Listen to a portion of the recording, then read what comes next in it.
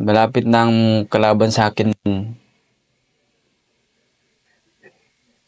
nung bigla nila akong pinaulanan ng bala. Sa awa ng Diyos, hindi ako nun tamaan.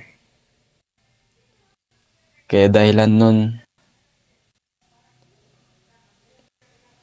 lumipat ako ng pwesto na hindi nila ako nakikita.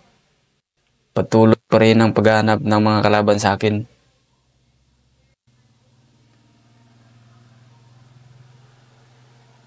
Nung naramdaman ko na may lumalapit sa akin na dalawa, kaya yun, naunahan ko sila at sila ay dahilan ng pagkatumba. Tapos noon, lahat sila doon ang focus sa akin, pinaulanan na nila ako ng bala. Tumalon ako sa may bangin. Dahilan yun nung napalayo ako sa kanila sa encounter site. At nagtago muna ako hanggat nasa area pa sila. Bandang 3:00 na ng hapon nung nakalayo ako sa may encounter site.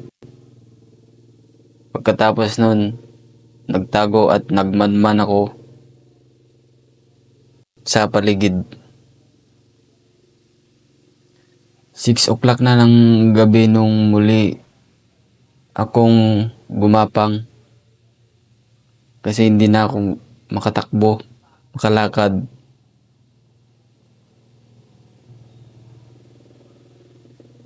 Kasi di ko na mayakbang ang aking paa sa dahilan ng tama ng bala. Yun, patuloy pa rin akong gumapang hanggang ng 6:00 na ng umaga. Araw na ng Martes, 19 October 2011. 6 a.m. to 6 p.m. Nagmuni-muni muna ako